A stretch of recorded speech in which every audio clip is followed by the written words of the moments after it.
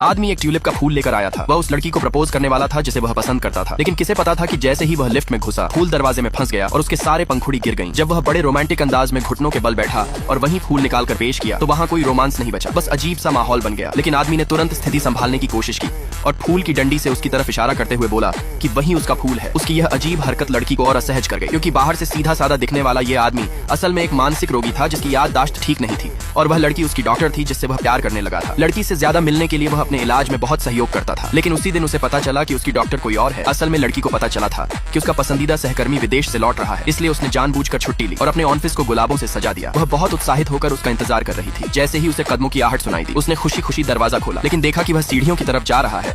लड़की उसके पीछे गई, लेकिन तुरंत पछताई, क्योंकि वह सहकर्मी एक दूसरी लड़की के साथ था और कह रहा था कि वह सब समझा देगा। असल में वह उस लड़की से पीछा छुड़ाना चाहता था। ये सुनकर लड़की को बहुत चोट लगी। उसी समय उधर वह आदमी अपना इलाज छोड़कर उसे ढूंढने निकल पड़ा। इधर सहकर्मी उस दूसरी लड़की को ऑफिस में लाने वाला था। लड़की भागकर वापस आई और जल्दी से दरवाजा बंद कर लिया। कमरे में की गई सारी सजावट देखकर उसके पास कोई रास्ता नहीं था। उसने फायर एक्सटिंग्विशर उठाया और सब कुछ बिगाड़ दिया। फिर भी उसे लगा कि समय कम है, लेकिन सौभाग्य से वह दूसरी लड़की ज्यादा देर रुकी नहीं और सहकर्मी को लेकर चली गई। लड़की ने राहत की सांस ली, लेकिन उसका मन पूरी तरह टूट चुका था। उसे याद आया कि विदेश जाने से पहले सहकर्मी ने उससे वादा किया था कि लौटकर दोनों साथ रहेंगे। तभी वह आदमी वहाँ आया। लड़की को उस हालत में देखकर वह उसे दिलासा देना चाहता था, लेकिन लड़की शांत बनी रही और बस इतना कहा कि वह सहकर्मी को समझती है। ये सुनकर आदमी बहुत गुस्सा हो गया और उसने कहा कि उसे किसी के लिए खुद को इतना नीचे नहीं गिराना चाहिए। इस पर लड़की भी भड़क गई। वह खड़ी हुई और वहीं उनकी डॉक्टर और मरीज के रिश्ते को खत्म कर दिया और उसे तुरंत जाने के लिए कहा। आदमी थकी हुई मुस्कान के साथ चुपचाप कमरे से बाहर चला गया।